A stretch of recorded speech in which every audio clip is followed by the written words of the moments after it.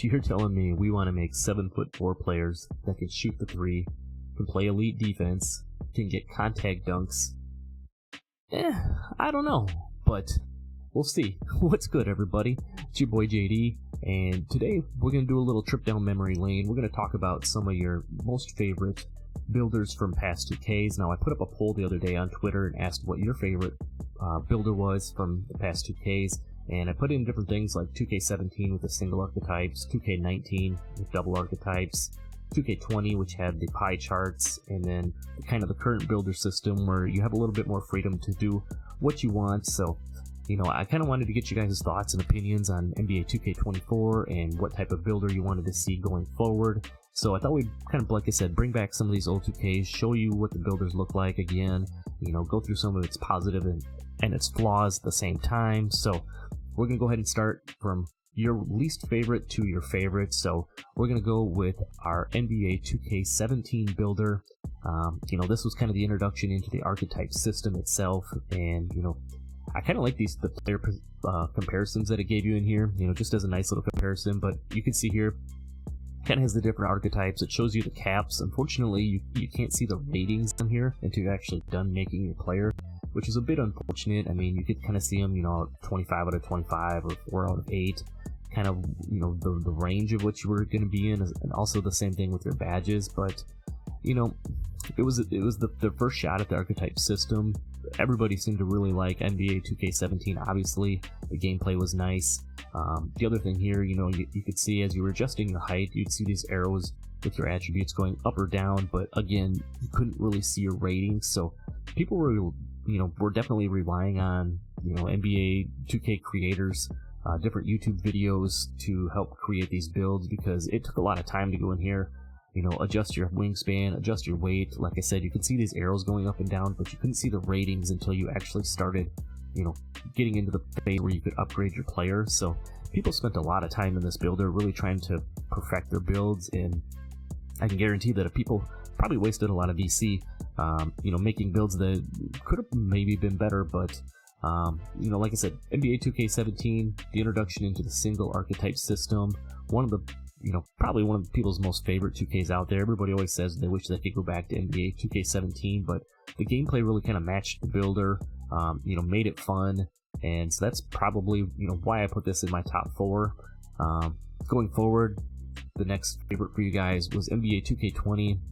People regard this as probably one of the best 2Ks out there.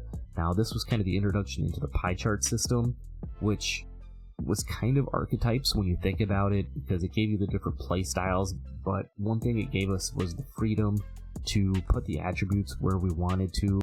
Same thing with the badges. If you remember, like 2K18, 2K19, you know, it told you what tiers your badges were going to be at. We kind of got the freedom here to put our points in the different attribute categories that we wanted to, which then would unlock certain tier or certain badge points, I should say, put towards different categories. Now with your primaries, you could get the Hall of Fame badges on those levels, and then on your secondaries, you know, you got the up to gold. But again, you had a lot more freedom to adjust how many badge points you wanted in each category, which I really liked, and it really helped create a lot of unique builds, especially when people were hitting legend and you got those plus 10s to those. Really made for a lot of unique players, a lot of unique play styles, and I think that's kind of why people really liked NBA 2K20. Now, I know obviously going back to like the pandemic and things like that, you know, there was a ton of people on the game too, which obviously helped, but I honestly think this was probably one of my favorite player builders if we go back and look at past 2Ks. But as you can see here, one of the things that 2K20 didn't have and that they changed going forward, I think, for NBA 2K21 and 22 current gen, is with your like driving dunk, you know, the wingspan and stuff on here didn't affect that. Same thing with the speed. Now you could make a max weight player and the speed would stay the same. Your acceleration would change a little bit, but as you can see, changing the wingspan right here, it doesn't affect like your driving dunk. So you had a lot of really OP builds that could get a very high 3-pointer and a very high ball handling, but still had contact dunks. You know, you had your BP type builds. You know, you had different builds like the Jonos, you know, LeBron build that he had with the primary, same as this one actually, primary finishing and second and primary playmaking, but you could put a higher 3-ball on it and still have decent defense. Like I said, you had a lot of very unique builds. Again, probably one of my favorite builder systems, probably one of my favorite games. We had the different takeover options. Now, the one thing that would have been nice, obviously, for 2K20 was to be able to go back and change those takeovers. Once you picked your takeover, you were kind of locked into it, unfortunately. I like that they did change that going forward in some of these old 2Ks, but, let me know your thoughts on NBA 2K20. This for me, would have been my vote. This was my favorite builder system. I think it created role players. Not everybody couldn't do everything.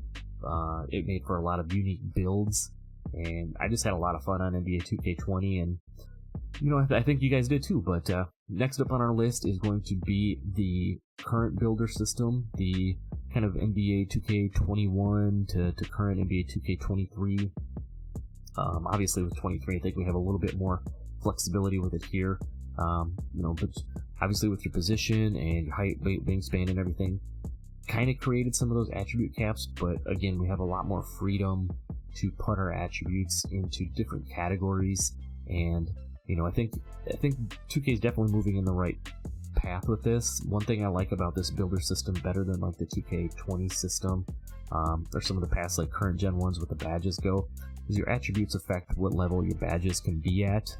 Whether you don't get a badge all the way up to going bronze, silver, gold, all the way up to Hall of Fame. I really think that your attributes should affect what badges you can get. If you think back to that 2K20 builder with the pie charts, if you had primary, finishing, and playmaking, and you only had 4 badge points in a category, you could still use those 4 badge points to create a Hall of Fame badge. You know what I'm saying?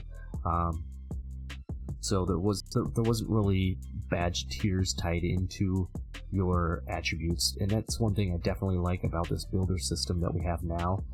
I don't know, I think putting the tiered badges in there, I think they were trying to curve, I think, a little bit of trying to create that demigod type build per se, but people obviously found some ways around that, and with having the additional badge points that you can add into categories, different things like that. You have a lot of the same builds. You have a lot of your 6'9" builds that can do a little bit of everything, 6'7" builds. The point guards, you have a lot of your 6'1s run around there. Same thing with your centers type builds, and the way they're built, you end up with a lot of the same type of build. The players can do a little bit more, which for some people that might be better for them. Maybe they don't have to create as many builds. They kind of have one player that can do a little bit of everything. But the thing that you lose there is kind of that role player aspect that I think a lot of people enjoyed before. Having a build that was kind of specialized in a certain area. But this was definitely something that the community had been asking for, was the ability to make these demigod type builds, have a little bit more flexibility in the builder, and I think that's what they've given us now. And like I said, does it help because maybe you don't have to create as many builds? Sure. I mean, I can have a 6'8" player that can shoot, can finish, have a little bit of playmaking in there, still have decent defense, and I don't have to create 2 or 3 different builds to be able to accomplish those different things. So like one thing I said back in the 2K20 thing as compared to now, obviously we have the dual takeovers. You have the option to switch up takeovers. You have different badge loadouts that you can do. I definitely, like the way that they've got this set up now. If they could find some type of a happy medium between the builder system we have now, but still kind of creating that role player aspect of it, I think that would be a really cool option. Let me know what you guys think. I kind of like the evolution of what it's come to down, to what I'm getting now. The player names, those don't really mean much anymore, unfortunately. But let's get into the last one here. Your guys' favorite, probably, a lot of people's favorites. Just the way the builder was set up with the gameplay itself. I think it made a lot of sense. And this was the NBA 2K19 builder system. I kind of liked it. Just the interaction. I guess I don't know what the word I'm looking for here. It just wasn't a one screen. How you kind of moved along to these different places here. Now I'm showing you guys the overpowered Jonos grinding, stretch build that a lot of people ran, that 7-foot stretch. But you can see here it gave you the different badge categories, and you had to complete those specific tasks in order to unlock the badges, whereas now you just get the badge points and you can put them in whatever category you want. And let me know what you guys think. Do you want to go back to a system where you actually have to accomplish certain tasks in order to unlock badges, or do you like the older system where you actually had to, or do you like the newer system where you can just get certain category upgrades and upgrade what you want? Let me know. I'm just kind of curious on your point here, but as you can see, kind of similar to the 2K17 one, when you adjusted things, you could see these caps going up or down, but as you'll see here in a second, you could actually, I think tap Y or whatever it was, depending which console you're on, and you could see your attribute caps, which is something that you couldn't do in previous 2Ks, so that obviously saved people a lot of time. You can make adjustments on the fly, see if those different attribute caps were to make your build better. In the builder itself, you didn't actually have to make the build and then go back in and make the adjustments.